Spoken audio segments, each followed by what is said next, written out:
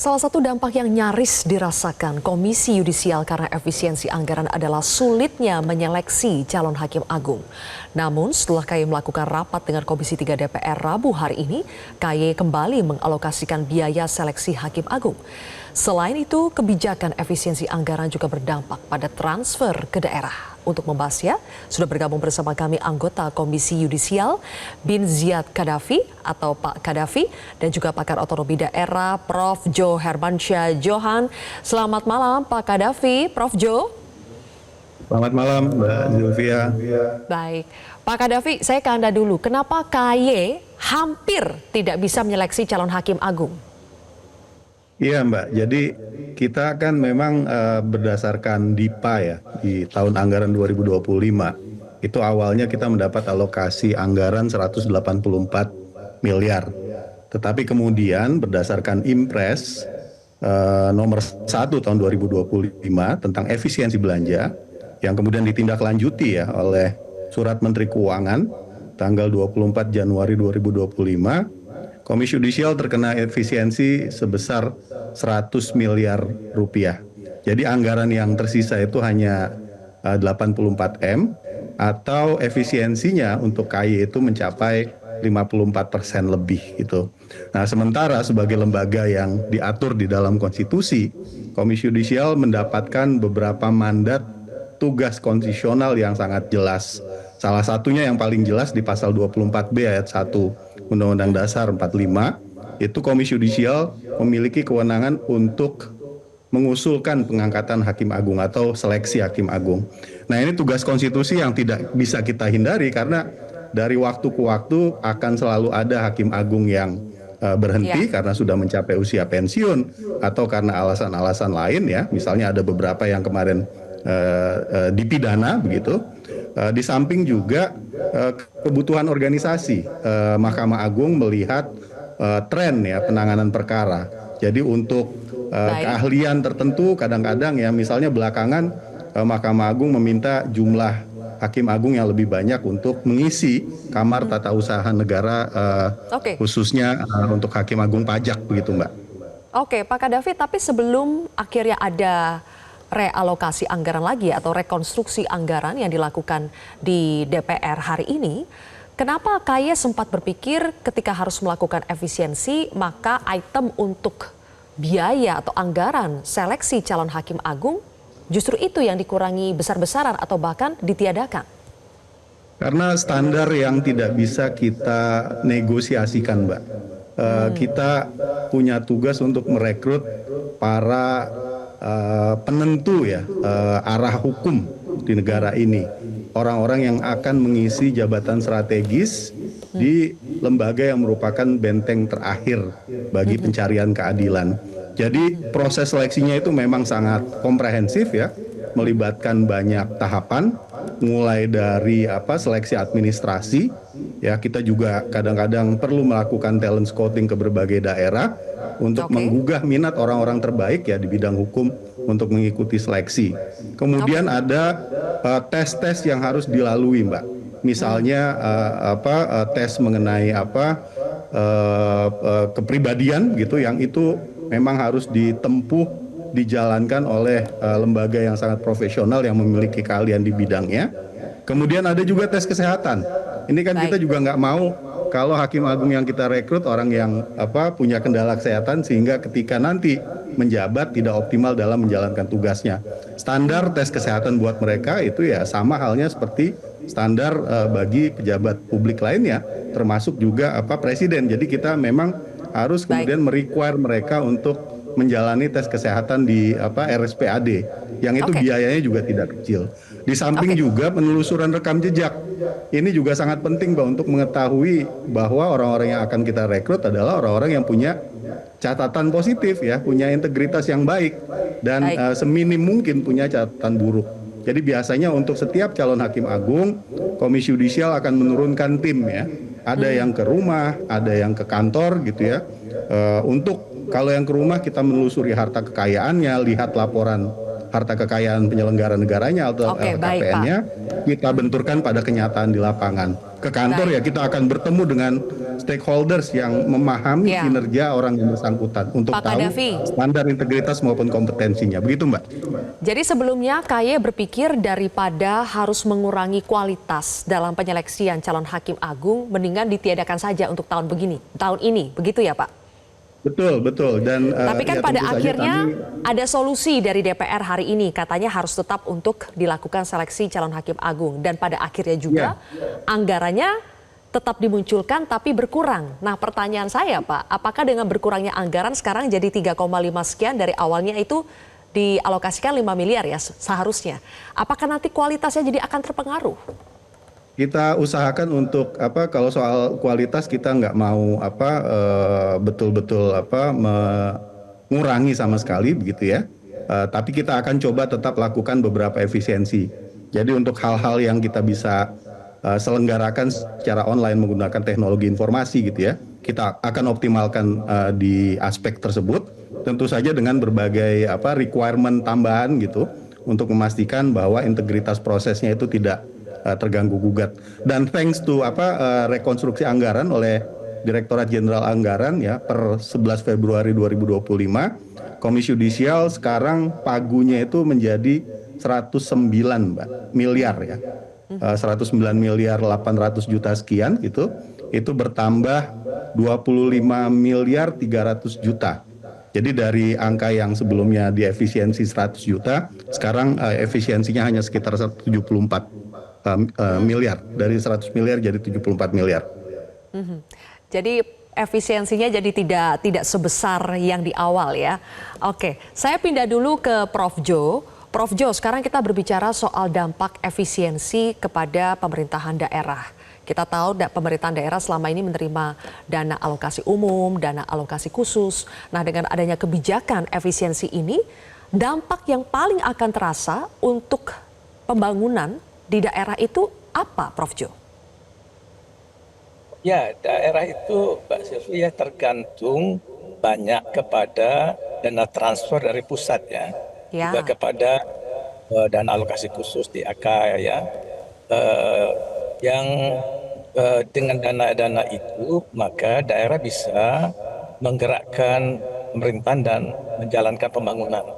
Misalnya yang paling serius, yang saya khawatir ini rata-rata terkena pemotongan sampai 0% untuk DAK fisik jalan.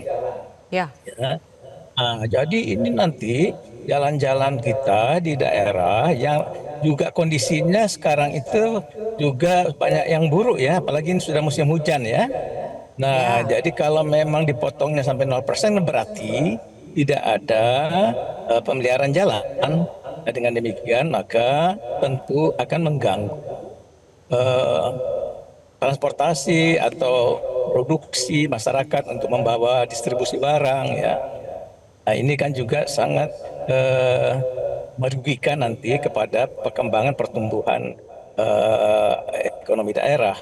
Itu antara lain yang juga serius, di sampingnya soal honorer Pemda yang juga honorer itu kan dipotongnya sampai 40%. Jadi kalau ada 100 honorer, maka 40 orang harus keluar, ya harus di lay off. Nah itu nanti mereka itu honorer itu umumnya adalah pekerja-pekerja pelayanan publik di frontliners. Misalnya yang ngurusin pemadam kebakaran tuh banyak tuh anggota damkar dari honorer, kemudian ada lagi yang ngurusin irigasi, ya, taman-taman dan sebagainya. Nah dengan demikian juga akan mempengaruhi layanan publik kita di Pemda-Pemda di seluruh Indonesia. Jadi Prof. Jo, Anda sudah yakin betulkah bahwa ini pasti akan mempengaruhi pelayanan publik di daerah dengan adanya kebijakan efisiensi ini? Ya iya, saya sudah kasih kawan-kawan daerah itu bahwa ada anggaran untuk DAK fisik jalan yang tadinya 100-an miliar itu menjadi 0 rupiah gitu loh ya kan. Nah coba bagaimana nggak terganggu karena langsung dekat secara tajam ya sampai nihil. Nah, ini memang aneh sekali. Tidak pernah ada efisiensi yang seperti ini. Ya, pertanyaan saya adalah ada kesan bahwa perencanaan dan penganggarannya tidak dilakukan dengan cermat, ya. Tadi Pak Gaddafi itu sudah menyinggung, tiba-tiba setelah dipotong seratusan miliar, lalu kemudian muncul keberatan dan kemudian bisa ada penambahan gitu loh ya kan. Nah ini gimana? Jadi ini ya, semacam langkah yang ada tidak ruang. baik di awal pemerintahan ya. Jadi Oh, oke. Semacam ada yang tidak matang, jadi masih bisa negosiasi gitu ya, Pak ya? ya itu jadi kan nggak matang nih perencanaan dan penganggaran dan pemotongan efisiensi itu Oke. ya. Jadi ya, firm Adakah juga kalau kan. adakah solusi lain, Prof. Jo, seandainya mungkin kalau yang di daerah tidak bisa seperti KY ya, yang maju ke DPR kemudian ada proses rekonstruksi anggaran. Ya. Kalau alternatif solusinya apa? Kita lihat misalnya ada contoh Pemkot Surabaya. Mereka mengalokasikan dana MBG makan bergizi gratis untuk memperbaiki kampung sampai membangun sekolah. Karena katanya MBG untuk di Surabaya itu sudah dari dana pusat. Nah, apakah dana MBG daerah itu bisa menjadi solusi menyiasati efisiensi anggaran yang terjadi? Terbatas kapasitas fiskal Pemda-pemda seperti Kota Surabaya itu tidak banyak, Mbak Sylvia ya. Rata-rata kapasitas fiskal daerah itu tidak mandiri.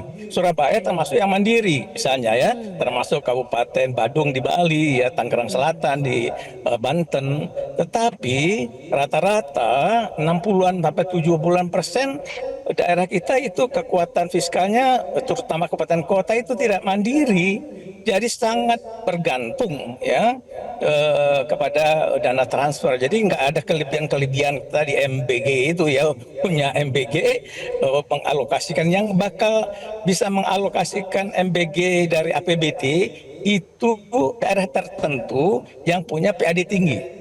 Ya, itu Mbak Sylvie. Jadi nggak mungkin lah itu. Tidak bisa berlaku untuk semua daerah ya, cara-cara yang diterapkan seperti Pemkot Surabaya. Oke, baik. Kembali lagi ke Pak Gaddafi. Pak Gaddafi, kita lihat KY anggarannya dipangkas. Ya dipangkasnya mendinganlah, akhirnya tidak sebesar itu. Jadinya sekarang 109,8 miliar. Tapi KY juga sekarang malah minta tambah anggaran 63 miliar. Ini untuk apa dan memangnya bisa setelah dipangkas kemudian minta tambah anggaran lagi? Memangnya bisa itu dipenuhi? Ya, sebenarnya itu aspirasi ya dan berdasarkan pada perhitungan cermat ya yang coba dilakukan oleh Sekretariat Jenderal kami ya. Dan kebetulan hari ini kan Komisi Yudisial diundang oleh Komisi 3 DPR selaku komisi yang memang membidangi bidang hukum ya dan peradilan untuk memaparkan begitu situasi terkini terkait anggaran, kemudian dampak dari efisiensi termasuk juga aspirasi yang ideal begitu yang diharapkan. Nah itu tentu saja kami gunakan Mbak kesempatannya. Tadi yang hadir itu Wakil Ketua KY langsung bersama dengan Pak Sekretaris Jenderal gitu untuk menyampaikan anggaran ideal begitu yang bisa sampaikan oleh KY begitu ya, dengan tetap mempertimbangkan ada aspek-aspek yang harus diefisienkan begitu, itu adalah sekian begitu. Ya kita berharap itu bisa diakomodasi tentu saja, tetapi pada dasarnya kami semua tentu saja sepakat dan mendukung ya program prioritas pemerintah begitu. Dan ya, kami akan kemudian menyiasati keputusan yang nanti akhirnya diambil begitu dengan tanpa mengurangi tentu saja kualitas kerja harapannya dan itulah komitmen kita gitu bagi pembentukan peradilan yang bersih dan mandiri di Indonesia. Oke, baik. Singkat ya Pak Gaddafi soal KY yang hanya bisa menggaji pegawai sampai bulan Oktober 2025. Sekarang apakah sudah ada solusinya Pak? Ya alhamdulillah dengan adanya rekonstruksi anggaran itu jadi kita dapat solusi Mbak. Dengan adanya rekonstruksi apalagi dengan tekanan ya dalam Inpres maupun surat edaran Menteri Keuangan bahwa sebaiknya efisiensi itu tidak menyentuh ke aspek belanja pegawai begitu. Maka alhamdulillah dengan adanya tambahan 25 miliar ya anggaran bagi Komisi Yudisial, hal itu tidak akan terjadi. Nah cuma memang yang patut jadikan catatan seperti yang disampaikan oleh Prof. Johor Mansah tadi ya, tidak semua memang tenaga atau SDM yang bekerja di lembaga maupun kementerian itu adalah ASN ya Mbak ya, baik PNS maupun P3K. Memang untuk fungsi-fungsi tertentu itu dibatasi ya, hanya bisa didapat lewat para tenaga kontrak atau honorer begitu. Nah kalau di Komisi Yudisial kan ada tenaga pengamanan gitu ya, kemudian ada driver dan lain-lain. Nah untuk tenaga pengamanan ini juga mereka kita pandang skillful Mbak, karena untuk mengamankan lembaga seperti Komisi Yudisial yang sehari-hari ya menerima sekitar 1.500 sampai 2.000 pengaduan masyarakat mengenai dugaan pelanggaran kode etik hakim. Ini masyarakat yang sebagian gusar, penuh dengan amarah gitu ya, penuh dengan tuntutan begitu, dan Nah, pekerjaan-pekerjaan yang seperti itu tidak bisa tertolong lagi ya Pak dengan efisiensi ini, tidak bisa tercover dengan budget alhamdulillah sekarang. kalau di Komisi Yudisial kita sudah berkomitmen Mbak, pimpinan Komisi Yudisial ya, para komisioner maupun kesekjenan untuk tidak mengganggu anggaran bagi seluruh SDM yang bekerja di Komisi Yudisial gitu. Oke, terakhir Prof. Jo, kalau tidak bisa semua daerah itu seperti Kota Surabaya yang memanfaatkan dana MBG daerah untuk alternatif ya, solusi dari efisiensi, langkah apa dong, solusi apa yang bisa dilakukan pemerintah daerah untuk mencari dana-dana tambahan? Kalau daerah untuk mencari dana tambahan dari usaha melalui peningkatan pajak, retribusi dan sebagainya itu nggak mungkin, karena itu udah terkunci ya oleh peraturan. Nah jadi saya sarankan kepada kepala daerah yang sebentar lagi akan dilantik dan ketemu presiden supaya appeal juga nih seperti Komisi Yudisial ya, laporkan kepada presiden kondisi yang nyata, sehingga dengan demikian presiden tahu apa dan bagaimana persoalannya, dan mudah-mudahan dapat solusi ala Komisi Yudisial itu ya kan, ini bisa ini tidak bisa seperti itu. Nah kalau hanya dari kacamata Jakarta, itu daerah yang 546 ini sangat berbeda-beda Mbak Sil. Oke, baik kalau begitu. Prof. Jo dan juga Pak Kadafi, terima kasih sudah berbagi pandangannya di Prime News hari ini. Jelajahi cara baru mendapatkan informasi. Download Metro TV Extend sekarang.